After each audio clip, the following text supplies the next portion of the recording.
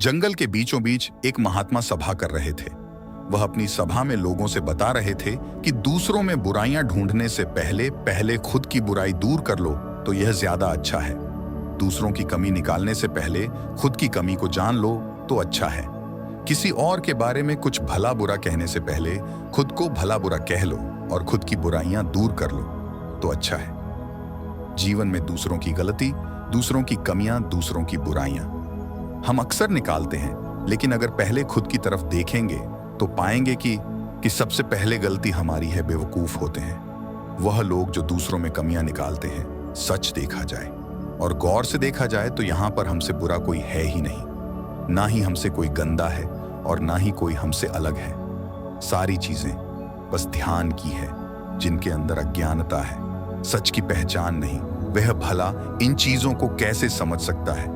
चीजों को समझने के लिए आत्मज्ञान का होना जरूरी है, लेकिन आत्मज्ञान तो तभी मिलेगा जब आप खुद को जानोगे। खुद को जानते नहीं और निकल पड़े हो दुनिया में दूसरों की कमी को ढूंढने। खुद को पहचान ही नहीं और निकल गए हो दुनिया में दूसरों की कमियां बताने। जिंदगी ऐसे नहीं चलती। जिंदगी चलेगी लेकिन पहले खुद की तलाश खुद के अंदर करो। अपने अंदर की गहराइयों में जाओ और अपने अंत आत्मा से पूछो कि सच में दुनिया है क्या क्या। जीवन वह है जो हम जी रहे हैं या जीवन वह है जिसको हम जीने के बारे में सोच रहे हैं। हमें अब तक जो मिला क्या वह सही है या कुछ और भी बेहतर है जो हमें आगे मिलने वाला है। आखिर हम यह सब किस लिए कर रहे हैं, या बात कुछ और है जो समझ के परे है। आखिर कुछ बात तो है जो आम इंसान को समझ नहीं पाता। आम इंसान को समझ नहीं आती और नी जानकर किसी से बताते नहीं है। बताना तो दूर वो बताएंगे तभी जब कोई नहीं लेकिन समझने के लिए आत्मज्ञान का होना जरूरी है। एक समय की बात है, एक बार एक बहुत ही दुखी आदमी एक महात्मा के पास आया और बोला, महात्मा मैं अपने जीवन से खुश नहीं हूं। पता नहीं क्यों। ऐसा नहीं है कि मैं गरीब हूं या फिर मुझे किसी चीज की कमी है। मेरे पास धन दौलत, गाड़ी घोड़ा, बंगला, हर एक चीज है जो मुझे चाहिए। मैं हर तरह से संपन्न हूं, लेकिन मेरे मन में शांति है ही नहीं। पता नहीं किस बात की कमी है मन में कि मन कभी शांत रहता ही नहीं है। सब कुछ पाने के बाद भी मुझे ऐसा लगता है कि मन अशांत है। आप इसका कोई उपाय बताइए। महात्मा ने बोला, तुम गरीब क्यों नहीं हो? वह चकित हो गया। बोला, मैं गरीब नहीं हूं, ये क्या मतलब है? मैं गरीब क्यों बनूं? महात्मा बोले, तुम गरीब हो, तुम जान के गरीब हो। तुम्हारे अंदर आत्मज्ञान नहीं है। महात्मा ने पूछा, तुम्हें चिंता किस बात की है? कुछ खोने की या कुछ पाने की या सब कुछ पा लेने की, या फिर बात ही कुछ और है?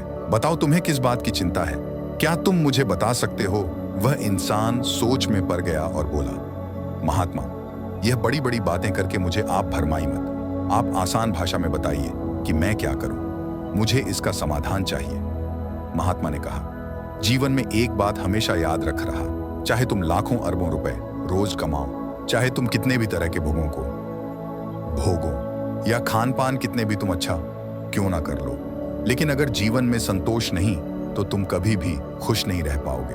और जब तक तुम्हारे अंदर सुकून नहीं तब तक ये सारी चीजें किसी काम के नहीं। उसने पूछा, फिर आखिर जीवन में सुकून कैसे मिलेगा? महात्मा ने कहा, संतोष करना सीखो। जब तुम्हारे मन में संतोष हो जाएगा और इसका आत्मज्ञान को तुम समझोगे तब तुम्हारे मन में शांति की अनुभूति होगी। महात्मा बोले, तुम आओ मेरे साथ चलो, और उसे लेकर जंगल की तरफ चले गए। धीरे धीरे चलते चलते बहुत दूर चले गए और वह इंसान अब थकने लगा। अब वह इतना थक गया उसको चलने की हिम्मत नहीं हो रही थी।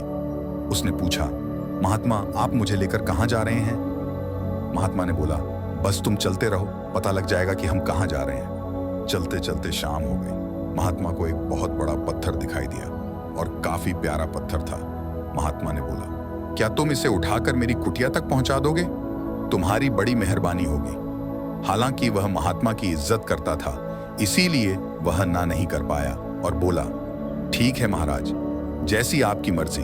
उसने इस पत्थर को उठा लिया और उनके साथ चलने लगा। चलते चलते थोड़ी दूर बीता। अब रात होने वाली थी। उसे महात्मा से कहा, मेरे हाथों में बहुत दर्द हो रहा है, आप बोले तो इसे थोड़ी देर के लिए नीचे इसे रख दूं। महात्मा ने बोला, नहीं, यही तो नहीं करना है। हम इसे किसी भी कीमत पर नीचे नहीं रखना है, नहीं तो सब बिगड़ जाएगा। उसने बोला, सब बिगड़ जाएगा? इसका क्या मतलब है? नीचे रखने से भला क्या बिगड़ेगा? ये तो बस एक पत्थर है। महात्मा ने कहा, मैं तुम्हें आगे समझता हूं, लेकिन तुम इसे नीचे मत रखना। उसने बोला, ठीक है, जैसी आपकी मर्जी, मैं इसे नीचे नहीं रखूंगा। लेकिन उसके हाथ में दर्द बहुत तेज हो रहा था। थोड़ी दूर और गया, फिर उससे महात्मा ने पूछा, तुम कुछ पूछ रहे थे, अब तुम बताओ, तुम्हें किस बात का दुख है? उसने कहा, महात्मा, मैं सारी बातें चल के आपकी कुटिया में ही कर लूंगा, पहले वहां पहुंच जाए, क्योंकि मेरे हाथों में बहुत दर्द हो रहा है। उसके हाथों में दर्द हो रहा था, लेकिन वह उनसे खुलकर कह नहीं पा रहा था कि महात्मा बोलेंगे कितना कमजोर है कि एक पत्थर भी से उठाया नहीं जा रहा। महात्मा ने कहा, नहीं, तुम मुझे बता सकते हो, तुम्हें किस बात का समाधान चाहिए? उसने बोला, वो नहीं, मुझे कोई दुख है ही नहीं, मैं बस चाहता हूं कि बस आश्रम में जाकर थोड़ी देर आराम करके फिर आपसे बात करें। महात्मा बोले, ओह क्षमा करना, मेरा बैग जहां से हम चले थे वहीं रह गया, क्या तुम यहीं रुकोगे? मैं उसे लेकर आता हूं। उसने बोला, महात्मा ठीक है, लेकिन जल्दी आइएगा। महात्मा वापस चले गए और वह उसका हाथ दुखने लगा और काफी देर हो गई, लेकिन महात्मा आए ही नहीं है। अब उसे गुस्सा आ रहा था कि आखिर ये सब क्या चल रहा। 1 घंटे बाद महात्मा आए। अब बेचारा दर्द के मारे उसके चेहरे पर उसकी हवाइयां उड़ी हुई थी, ऐसे मानो जैसे वह तुरंत बेहोश हो जाए।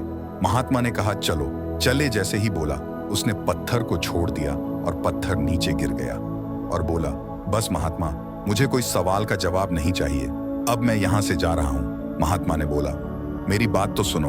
उसने बोला, आपको पता नहीं ये पत्थर इतना भारी है और मैं इसीलिए कब से खड़ा हूं। इसको लेकर चलना तो दूर, इसे उठाना इतना मुश्किल है और मैं इस पत्थर के लिए कितने घंटों से खड़ा हूं। ऐसे भला कैसे मैं आपकी कुटिया तक पहुंच पाऊंगा? मैं तो इधर ही कहीं मरना जाऊं। इस पत्थर के वजह से मेरे हाथ ही खराब हो जाएगा और क्या पता मेरा हाथ काम करना ही बंद कर दे। महात्मा ने कहा, मैं तुम्हें यही तो समझाना चाह रहा हूं, जो तुम्हारे दुख हैं, जो परेशानियां हैं, जो चिंताएं हैं, वो इस पत्थर की तरह है। तुमने कब तक ढोते रहोगे?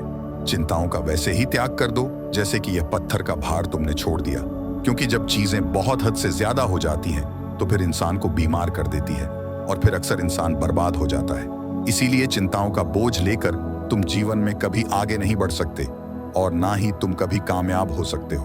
तुम्हारे पास सब कुछ होने के बाद भी तो हम इसलिए परेशान हो कि तुम्हारे मन में शांति नहीं है, तुम खुश नहीं हो क्योंकि तुम्हारे आत्मज्ञान नहीं है। उसने बोला, आत्मज्ञान यह क्या चीज है? कृपया करके आप इसके बारे में बताइए। महात्मा ने कहा, जीवन जिंदगी में एक बात हमेशा याद रखना, जो इंसान आत्मज्ञान को जान लेता है उसे, और इंसान आत्मज्ञान को जान लेता है उसे और कुछ जानने की जरूरत नहीं बचती। उस सब कुछ पाके भी उसे कुछ नहीं चाहिए होता है, उसे बस चाहिए होती है शांति, जो आत्मज्ञान के होते ही उसे मिल जाती है। महात्मा ने कहा, मैं तुम्हें आत्मज्ञान के बारे में बताता हूं, लेकिन यह शुरुआत में तुम्हें समझ में नहीं आएगा, लेकिन तुम्हें मेरी बातों को अंत तक सुनना पड़ेगा, तभी तुम्हें समझ पाओगे। आत्मज्ञान वह ज्ञान है जिसको पाकर, जिसको समझकर इंसान हर एक बंधनों से मुक्त हो जाता है, और यह ज्ञान उसको संसार के मोह और अज्ञान से मुक्ति दिलाता है और उसे सच्ची अवस्था में ले जाता है। ब्रह्म ज्ञान प्राप्त करने से व्यक्ति अपनी असली आत्मा को समझता है, जिससे उसके मन में शांति, स्वाद, सुख और सर्वोत्तम ज्ञान की प्राप्ति होती है। इसे प्राप्त करने के लिए विवेक, विचारशीलता, वैराग्य, विषयों में आसक्ति की अभाव, शम, मन का नियंत्रण, दम, इंद्रियों का निग्रह, तितिक्षा, सहिष्णुता, श्रद्धा, शास्त्र और गुरु के प्रति श्रद्धा और समाधान, मन की एकाग्रता जैसे गुणों की आवश्यकता होती है। इस अद्वितीय ज्ञान को प्राप्त करने के बाद व्यक्ति को संसार में अपनी अद्वितीय स्वरूप को देखने की क्षमता होती है और उसे संसार के सभी प्राणियों के प्रति अनंत कृपा और सहानुभूति आती है। इसलिए ब्रह्म ज्ञान व्यक्ति के जीवन को सार्थक और परम लक्ष्य की ओर उन्मुख बनाता है। ब्रह्म ज्ञान से मिट जाती है अज्ञानता, जैसे हफ्ते से फटे कपड़े को सिलने के लिए 1 हफ्ता नहीं लगता है, बस एक सुई और धागे के हाथ में आने की जरूरत है, झट से वह कपड़ा सिल लिया जाता है।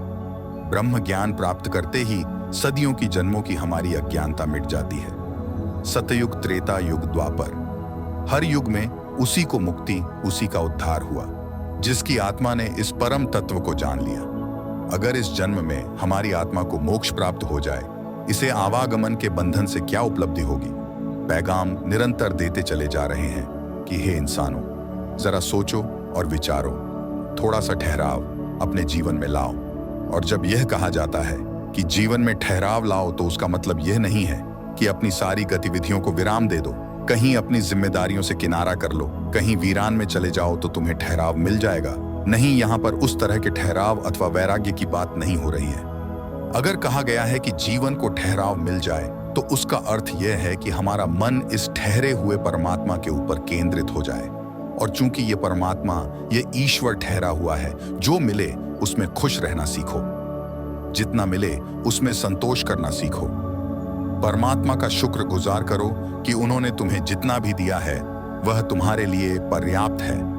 और सबसे बड़ी बात, उसी में संतोष करना सीखो, क्योंकि संतोष के बगैर इस जीवन में शांति की प्राप्ति कभी हो ही नहीं सकती। उस इंसान ने महात्मा का बहुत बहुत धन्यवाद कहा और वहां से चला गया, और अपने जीवन में जाकर सुख प्राप्ति कभी हो ही नहीं सकती। उस इंसान ने महात्मा का बहुत बहुत धन्यवाद कहा और वहां से चला गया, और अपने जीवन में जाकर सुख शांति से व्यापार चलाने लगा।